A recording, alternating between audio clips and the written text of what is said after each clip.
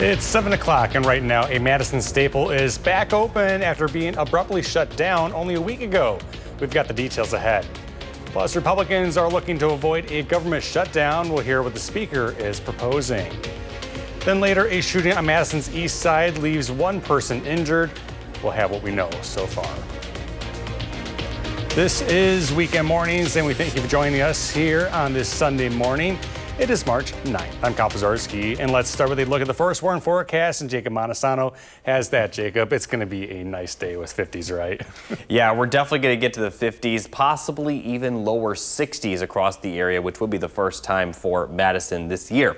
Now, looking at the current temperatures, still on the cooler side, upper 20s, lower 30s. They are warmer compared to this time yesterday, where we actually saw a few areas still in the teens. And the winds are calm at this hour, still going to see some breezy conditions today. Kind of similar to yesterday, but the temperatures will be warm. As far as rainfall goes, we're just going to see a few on and off clouds. Otherwise, plenty of sunshine and clear skies are going to continue tonight into Monday. So no concern about rainfall, really no concern about rainfall for the next couple of days, not just today. And I mean, it's going to be very nice, all things considered. Upper 50s. We'll have a little bit of a breeze again, up around 15 miles per hour. Gusts could be up to 30 miles per hour, but the winds will really help keep those temperatures warm. And La Crosse will have a very similar forecast, highs at near 60. A few clouds here and there, but that'll be just about it. So very nice today, even nicer tomorrow, if you can believe it. But the nice weather will come to an end eventually, but that will be in several days. We're going to have a lot of nice weather this week. I'll have more details in the full forecast, though, coming up a little bit later. Yeah, when you got days like this, you just got to take advantage of them, right? Oh, absolutely, and especially considering the fact that today's the first day with the later sunset because of the clocks moving forward. Really going to feel like spring later today by the evening. All right, Jacob, we'll check back in just a bit.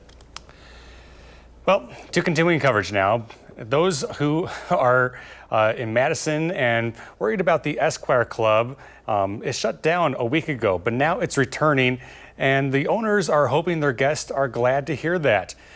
There was a sign that was posted on the restaurant's door just a week ago announcing the abrupt closure of the Madison staple, but as of Friday, it's back open. Our Ellie Liberte has the story.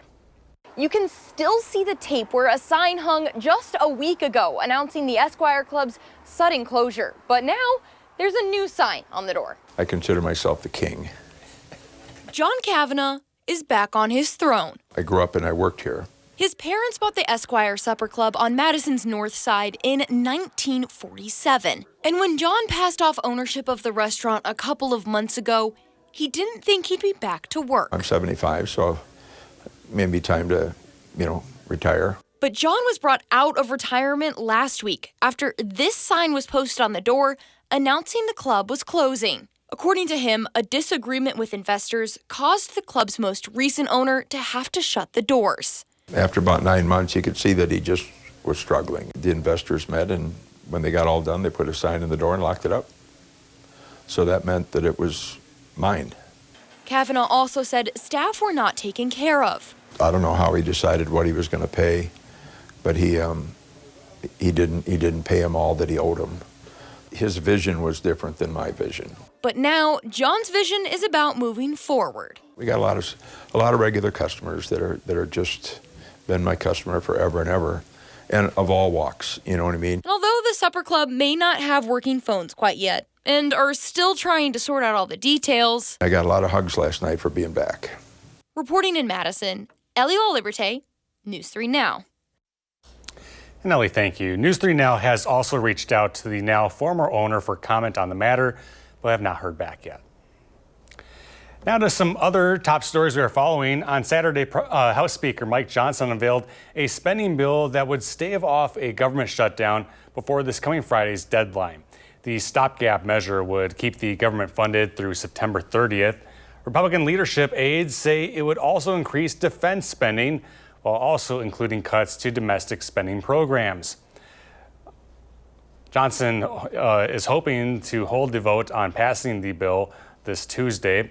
President Trump has been highly supportive of this measure and urged Republicans to vote for it in a post on Truth Social yesterday. House Minority Leader Hakeem Jeffries has also strongly opposed the measure.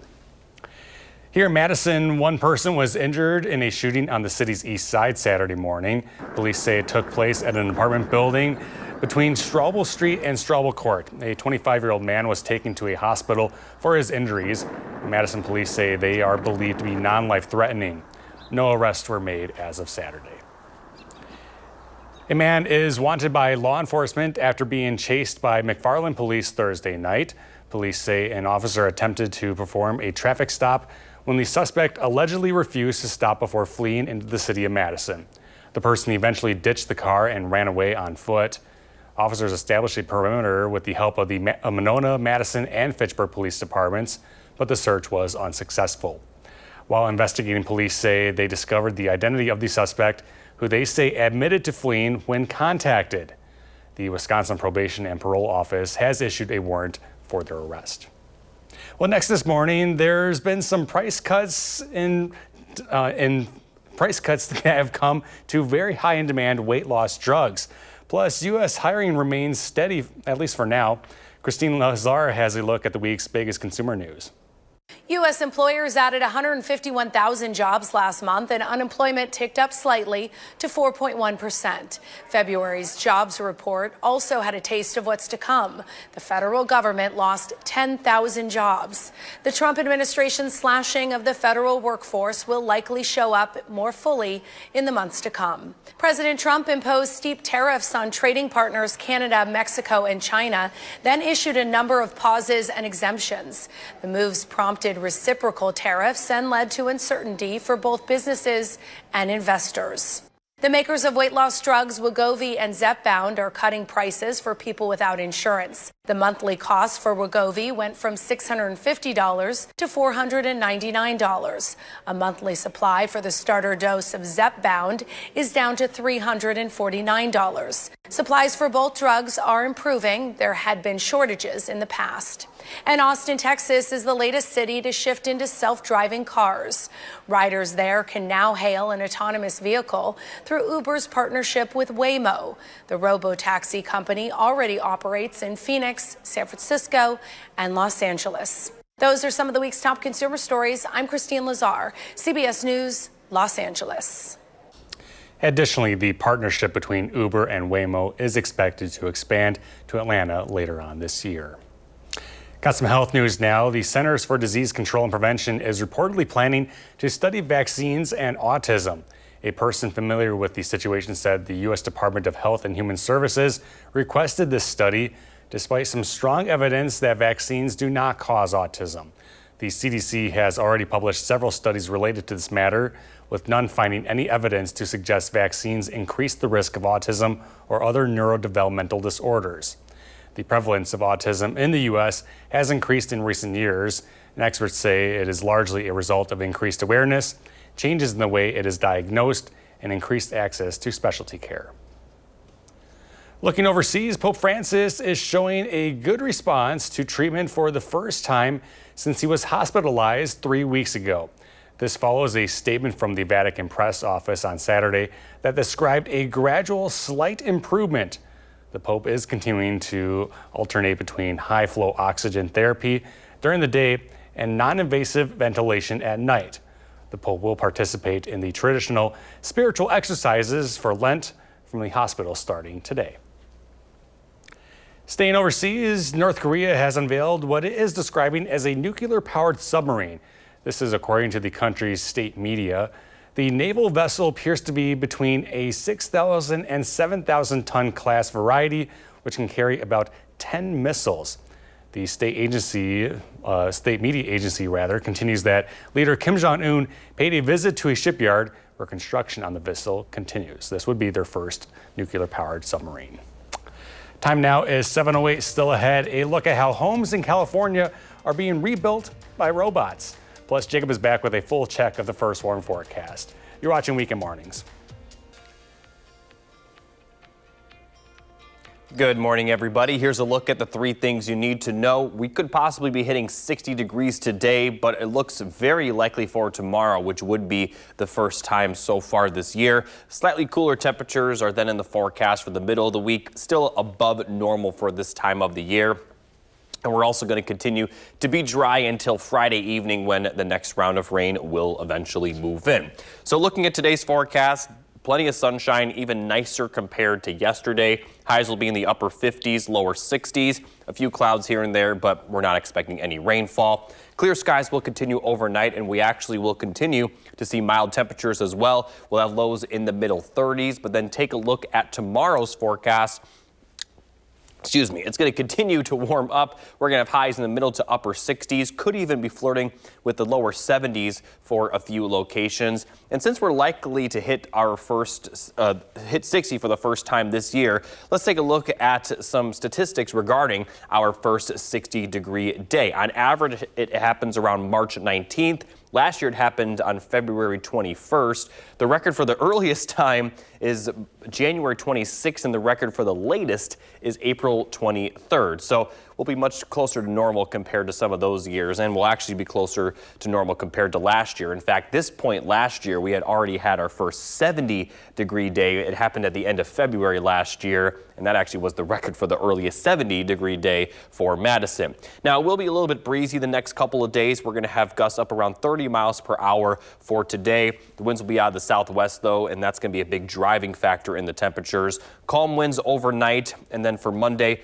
the winds are going to pick back up. Again, there will be a big driving factor in those temperatures, as we'll have gusts up around 35 to maybe even 40 miles per hour, but the winds will mostly be out of the south-southwest. After that, we are going to see those temperatures cool down a little bit for the middle of the week, but the average high for this time of the year is in the lower 40s, and we're still going to have highs near 50. And then middle 50s for Wednesday, middle or around 60 for Thursday, possibly around 70 for Friday, as we're going to have very strong southerly winds. But that will be the start of the system throughout the weekend that will cause temperatures to plummet for the beginning of next week. So highs next Sunday will only be in the 30s, and then for St. Patrick's Day that Monday, we're expecting high temperatures still on the cooler side with highs at near 40. So overall, until Friday, it's going to be very, very nice, but we are expecting a lot of rainfall and a big temperature swing for next weekend, possibly even some snow on the back end of that. But it really goes to show that winter is not quite over yet. However, at least for the next couple of days, it definitely will feel like spring, and we can definitely treat it like spring, especially with that later sunset that I keep mentioning. I'm really looking forward to that. Yeah, you really are. All right, Jacob, thank you. Some other news, we're following the annual food drive Scouting for Food from Scouting America was back in action Saturday morning. Scouts in the Madison area picked up non-perishable food donations left on doorsteps, and some troops also hosted food drive collection events at local grocery stores. All donations are going to food pantries like the Second Harvest Food Bank, the Sunshine Place, Emergency Food Pantry, and many more. In total, they collected more than 4,600 pounds of food. Tickets are now on sale for the 2025 Wisconsin Film Festival. This year's festival will run from April 3rd to the 10th. The annual event was launched back in 1999 and showcases the art and history of world cinema. This year, there will be over 174 movies that have never appeared at this festival. The Wisconsin Film Festival is supported by UW-Madison, all with the goal of exposing the campus and students to films and filmmakers from Wisconsin and beyond.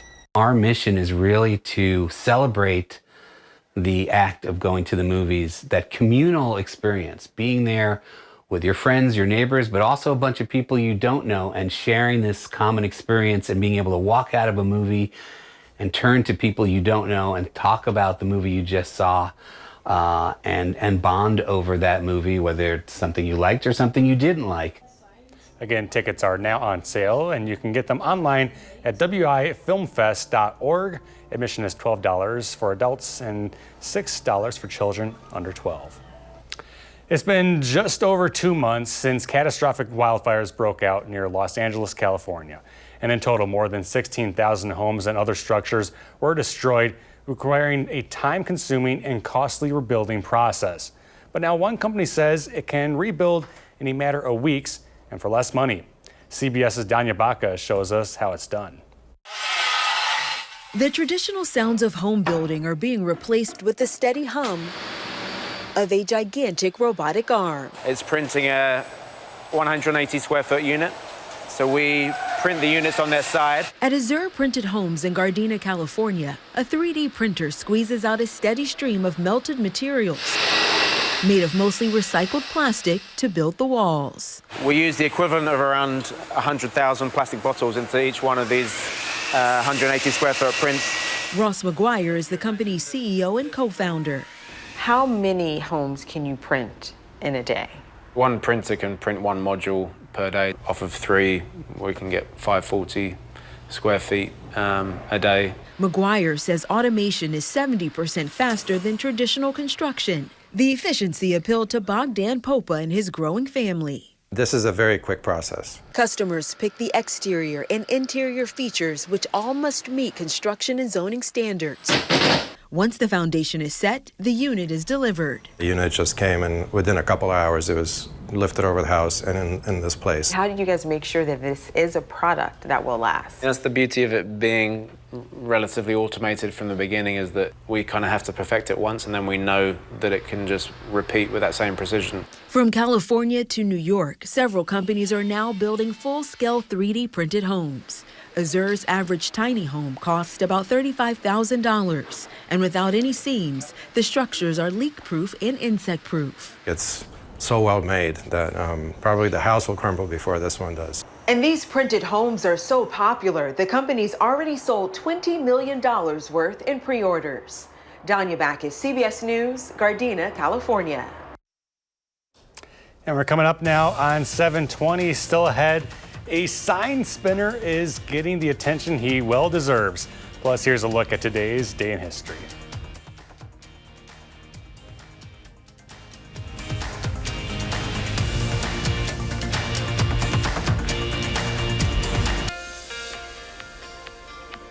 Well, now that the clocks have officially moved forward, here's a look at the sunset times. It'll be near 7 tonight compared to 5:55, which was the sunset yesterday. By April 1st, it'll be 7:24 p.m. By May 1st, near 8, and then by June 1st, the sunset will be at 8:30. So this is really the time of the year where those days continue to get longer and longer. Now, as we take a look at the temperatures, it will also feel like spring with these temperatures, as a lot of this week, actually all of this week, will be above normal. Normal high is 40. By the middle and end of the week, it'll be in the middle to lower 40s, and we're at worst going to see highs near 50 until, of course, we get to that Sunday when those temperatures cool down. We'll have highs in the 30s. Then they'll be near 40 for Monday. They do look to warm up for that following Tuesday, and overall temperatures do look to be closer to normal for next week, kind of after St. Patrick's Day, which is that Monday, where we'll have highs near 40. With normal temperatures this time of the year, like I mentioned, by next week, the average high will be in the middle 40s, so we can expect temperatures around there, maybe lower 50s a few days. All right, Jacob, thank you. Next this morning, a fun story. With a sign in his hand and a smile on his face, a man in Texas is keeping busy by entertaining drivers and does so while elevating advertising to an art form. As Mike Kinney explains, he even has a title to prove it. Yeah. Most days you'll find Matthew Doolin on a street corner. Can I get a beep beep? Trying to get a reaction from drivers. Yeah! Well, nowadays you really only have about 3 seconds to get their attention. A honk and a smile is what he's working for. I feed off of it. The energy that they give me just gets me going. As soon as I get a honk, I always give them a bigger trick because of it. Doolin is a sign spinner, advertising for companies by putting on a show. We get them to engage with us with a smile and wave. Then we're doing a trick, trying to get them to remember us, right? Leave a signature. His signature trick is a tongue twister. Smeeker Dickel McFinalheimerstein. A ridiculous name for a ridiculous trick. Ah, there it is. Using his ninja-like moves to keep people entertained. I mean, everybody when they're a kid wants to be a ninja at some point. At some point, they see something, they're like, I want to be a ninja. This is where I can kind of live it out in its own weird way. Yeah! While those passing by in cars may not know his name, he's made quite a name for himself in advertising. He is the current sign-spinning champion for Texas. Can I get a beep beep? I feel like I'm like one of the few true sign-spinning nerds. We have break dancers, we have people who have done martial arts, all types of stuff, but that's their thing, and then they have incorporated into sign spinning. For me, sign spinning is my thing. I wasn't ever as good at anything else as I am at this. This weekend, he heads to the World Sign Spinning Championship in Vegas. competing against others from around the globe. I got the 2 best sign spinners in Germany coming out, going to Vegas. He's going to be the 2nd best sign spinner in the world. I'm going to be the 1st. This year, Doolin's focus on winning is centered around one thought. I just lost my mom this year. She was still around right when I had won the state championship. And I told her, I was like, I didn't even feel like I tried, but I whooped everybody trying to do it again in Vegas. And she was like, I hope you will. So that's my current hopes. And I'm going to go out there and do it for my mom. Yeah! Doolin says if you see him on a corner, give him a honk or a wave. It'll brighten his day and hopefully yours too. Can I get a beep, beep? Beep, beep, beep, beep. It's 7:30 right now. A shooting on Madison's east side leaves a person injured. We've got what we know so far. Plus, President Trump is in Florida for the weekend as Republican lawmakers look to approve a plan to avoid a government shutdown. This is Weekend Mornings, and we thank you so much for sticking with us. I'm Kyle Pazarski. It is Sunday, March 9th. Let's start again with a look at the first warm forecast, and Jacob Montesano has that. Hi, Jacob. Hey, Kyle. Temperatures still on the cooler side right now, but they are above normal compared to the average low that we see this time of the year, and these temperatures are going to rise very quickly. It is going to be a nice one, but right now, lower 30s, upper 20s. Warmer compared to yesterday, especially in the central portion of the state, where temperatures this time yesterday were in the teens. Now, as we take a look at the current winds, those are calm, but the winds will pick up, and that will really help those temperatures warm up to possibly 60 today. Now, looking at the current radar, very dry. Some of this disturbance on the radar likely isn't even precipitation. So overall, we are very dry across the area and dry across really all of the Midwest, just a few light flurries further north near Lake Superior. Now, taking a look at today's forecast again, plenty of sunshine, highs possibly in the lower 60s. If it does hit 60, it will likely be, or not likely, it will be the first time this year Madison hits 60. We also will see some breezy weather, as I mentioned, but again, the wind's not too bad, and if anything, the winds will help keep those temperatures warm across a very similar forecast. But if we don't hit 60 today, we are likely to hit 60 tomorrow. I'll talk more about that and show you our next chance of rain, all coming up still later in the show. All right, thank you, Jacob. Topping our news this half hour, one person was injured in a shooting on Madison's east side Saturday morning. Police say it took place in an apartment building between Strobel Street and Strobel Court. A 25-year-old man was taken to a hospital for his injuries. Madison police say those injuries are believed to be non-life-threatening. No arrests were made Saturday. Madison's famed Esquire Supper Club is back open. It was just a week ago when a sign on the door announced its sudden closure. However, John Kavanaugh has now retaken ownership of the restaurant, which has been on Madison's north side since his parents opened it back in 1947. The Kavanaughs are asking customers at this time for patience as they work to renew licenses and set up the phones. The Wisconsin Elections Commission will be moving to continue an investigation into uncounted ballots found in the city of Madison. The investigation was originally launched in January, looking to find an explanation into how 193 ballots from 3 different wards went unprocessed. The WEC will also now direct staff to craft guidance for clerks on how to proceed if a similar situation occurs in another city. That guidance is planned to be released before the April 1st general election. In Washington, Republican lawmakers have a new plan to avoid a government shutdown. But the Trump administration's changes, policies, and personnel are ripping through the economy. An employment report Friday showed that while unemployment remains low, many Americans are still stuck working part-time. Bradley Blackburn has more. President Trump is again at Mar-a-Lago this weekend, Saturday, visiting his West Palm Beach golf course. While back in Washington, there was another round in the game to keep the government open. House Republicans unveiled a stopgap spending bill to avoid a shutdown and fund the government through September. On social media, the president urged lawmakers to vote yes for the bill. Whiplash in Washington with spending freezes, layoffs, and talk of tariffs is roiling markets. Last week, stocks saw the worst weekly decline in 6 months, and consumer confidence fell in February, the largest drop since 2021. It's the on-again, off-again tariffs that are just driving business people and investors crazy. Hands off our Medicare! On Saturday, there was a rally in Maryland warning about changes to Medicare, Medicaid, and Social Security. What this administration is doing is slashing and burning. In New York, there were arrests after a demonstration at a Tesla dealership.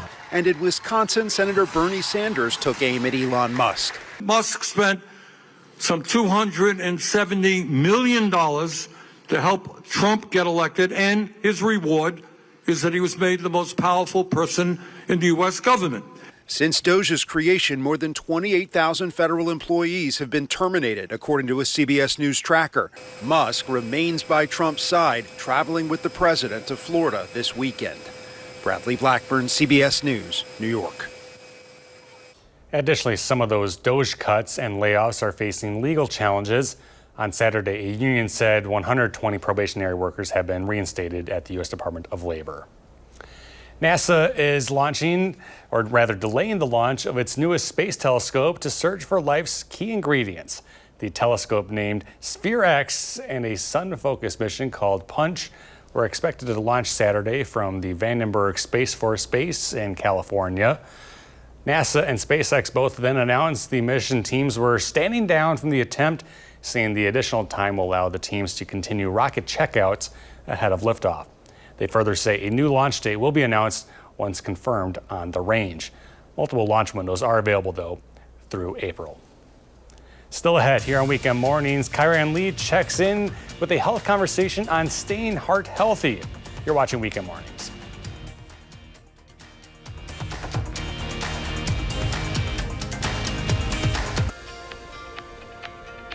Here's a look at the precipitation chances over the next 5 to 7 days. We are going to be very dry through Thursday, almost no chance of precipitation until we get to Friday, probably more so Friday evening. Most of Friday should be dry, and then Friday night we are expecting quite a bit of rainfall, and that may continue into Saturday and even Sunday as the temperatures cool down. But again, until then, this is through Friday at 10:30 a.m. The precipitation forecast shows almost no chance of rainfall, but let's take a look at what we're expecting next weekend. So as we head into the evening hours Friday, that's when the precipitation does look to move in, especially overnight. We could see a few thunderstorms as well. Might see some severe weather, but that's still very unclear at this point in time. And then throughout the day on Saturday, we are expecting the chance of some light precipitation. We also will be windy, and those winds will be kind of out of the west-northwest, bringing in some colder air with a small chance of snow on Sunday. Not expecting any accumulation at this time, but even if we don't see snowfall, we certainly are going to see some colder temperatures. But I'll continue having more details on the nice weather for the next couple of days still to come later in the show. Jacob, thank you. Next this morning, to a new health conversation. We all know that heart health is a crucial topic these days, and there are many questions that you might have. This morning, Kyran Lee sits down with Dr. Rupa Shah with some answers. Dr. Shah, thanks for joining us. Thanks for having me. So heart health is a crucial topic, and there are many common questions. So what are the main risk factors for heart disease? Yeah, the main risk factors are hypertension, hyperlipidemia, obesity, diabetes, and smoking. Those are kind of the big crucial 5. And then we don't also want to forget about chronic stress. This also can lead to heart disease and risk factors for heart disease. So those are the big ones that people should be on the lookout for. So we hear about cholesterol. Is all cholesterol bad for your heart? Well, so not exactly. So the first thing is you got to know your numbers. You got to know your total cholesterol, your triglycerides. Then you really want to focus in on what is your LDL. That's the low density lipoprotein. And this really is kind of our bad cholesterol. This is the one that can really lead to plaquing of those arteries, narrowing of those coronary arteries. And that's the one that we really want to keep low. But we also have the HDL, the high density lipoprotein, and this really is that good cholesterol. We want more of this, both men and women. We want these levels to be higher because they really help balance out that LDL in our body. So. And speaking of that LDL, how do we kind of manage that high LDL cholesterol? Yeah, so 2 big things, of course, diet and lifestyle. We really want to focus on a heart-healthy diet. So this is a diet that's high in fiber, high in good fats. So think of something along the lines of a Mediterranean diet. This is your olive oil, your avocados, the omega-3s that we find in fatty fish like salmon, mackerel, all those good fats. Again, speaking of the HDL, they can help boost that HDL up. Lifestyle, really you want to cut back on your alcohol. This is a really big driver of heart disease. You want to cut back on smoking, and you want to exercise. So engaging in regular aerobic exercise a few times a week is really going to be good for the heart as well. Very good. Yeah. Well, Dr. Shaw, where can we find you for all those good tips and information? You can find me on Instagram at Wellness with Dr. Shaw. Dr. Shaw, thank you so much for joining us. Thanks for having me. Time now is 7:42, still ahead. Andrew will be checking in with your sports report. Plus, Jacob is back with a full look of the first warm forecast as we take another live look outside. Stick around, you're watching Weekend Mornings.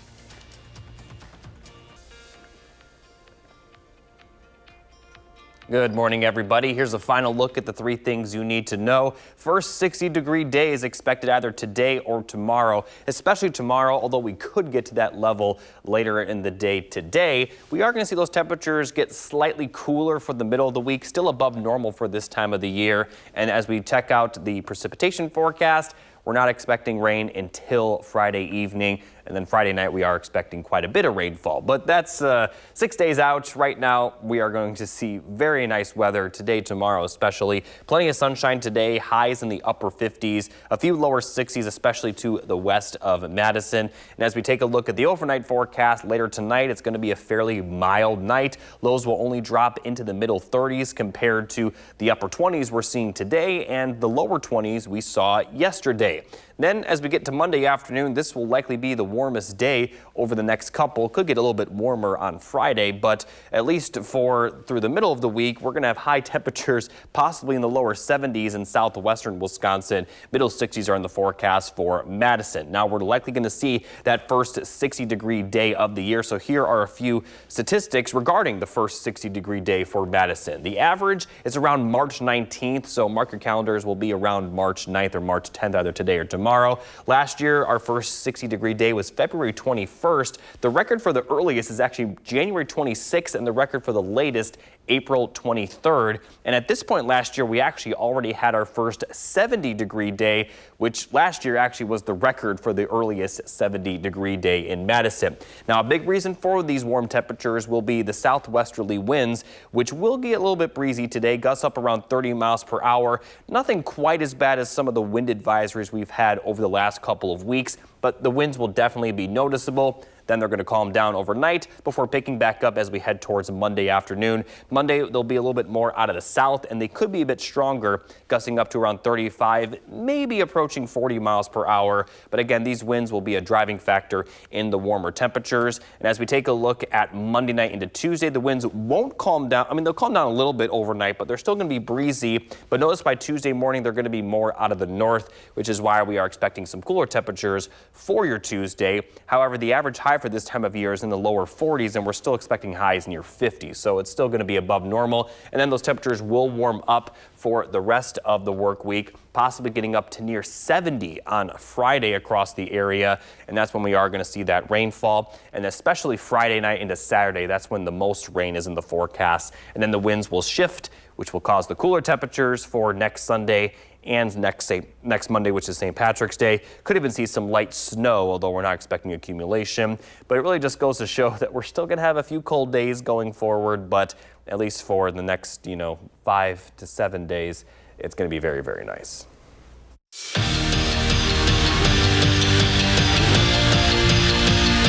When you are the best, your standards are just a little bit different. Being ranked the top team in the country isn't exactly what Wisconsin women's hockey wants. They want to win their conference, check, win their conference tournament, and win a national title. They could cross another one of those goals off the list yesterday, playing Minnesota in the WCHA final face-off, looking for that conference tournament crown, but no one ever said it would be easy. Late in the second period, Minnesota ties it at 3 apiece, a score that would hold until the final minute of the game, but Mark Johnson's not nervous. With less than 30 seconds left in regulation, the Badgers send a shot, and it finds the back of the net.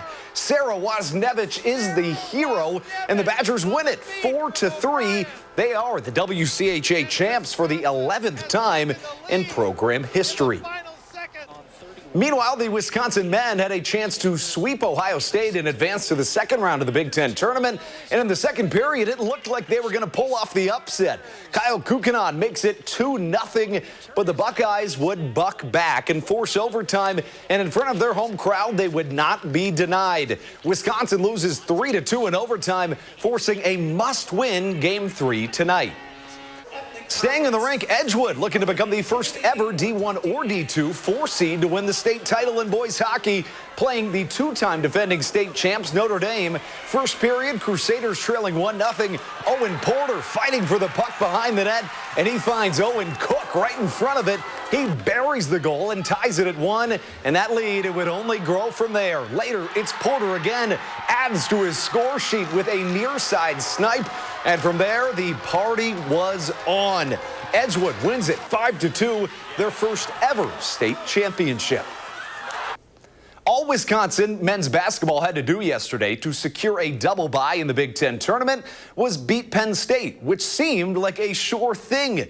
The Nittany Lions have never won at the Kohl Center and sit 17th in the Big Ten standings. Not to mention, it was senior day, but yesterday, none of that mattered. It looked great in the first half. John Tonje takes and makes the triple to put Wisconsin up by 13 points. But after that bucket, everything changed.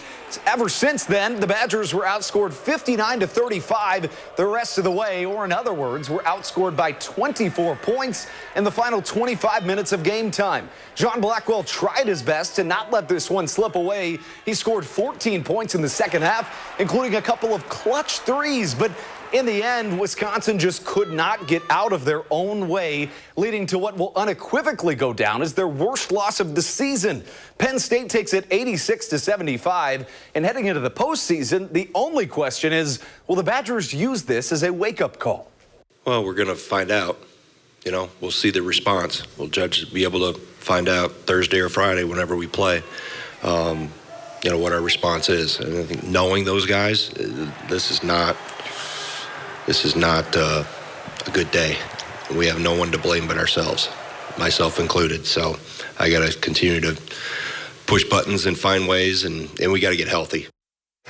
High school girls basketball, Wanakee taking on the defending D1 state champ Arrowhead with a spotted state on the line. The Warriors down early but battled back. Grayson Phillips dials one up for deep, one of her 5 triples, which gave Wanakee a 1-point lead. Phillips finished with 19 points. And then later it's Audra Might dropping home the floater. She added in 12 for the Warriors, but eventually Natalie Cuso and the Warhawks, they just seem to always have an answer.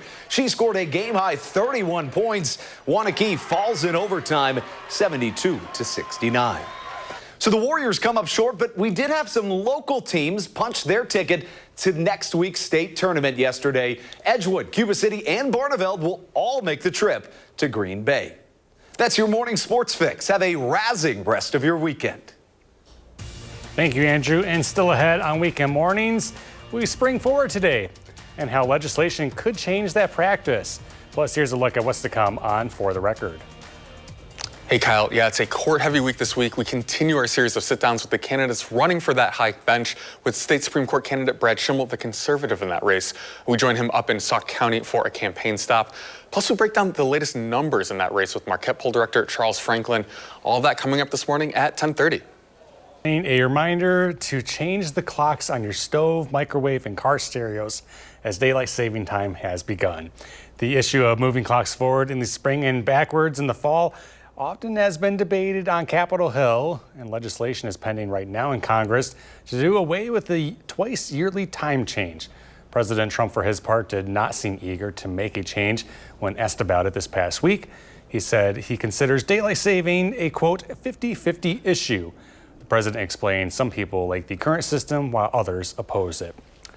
Jacob, what are your thoughts? Well, I think it's necessary because in the winter time, in the heart of the winter, kids will be going to school when it's dark out. I would have to agree. Yeah. If you didn't move the clocks back, sunrise would be like at 8:30, and if you didn't move the clocks forward, the sun's,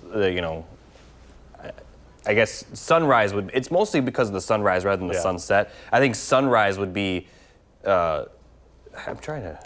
I think it's it would be super early in the summer. Yes. I'm sorry, I was having trouble thinking. No right problem. there. At least today we're going to have that sunset Yeah. pretty late. Yeah, and it's going to feel like spring with that and the temperatures. Highs near 60 today, middle 60s for Monday. Rain not until Friday. Thank you, Jacob. Thank you all for watching. Have a great Sunday.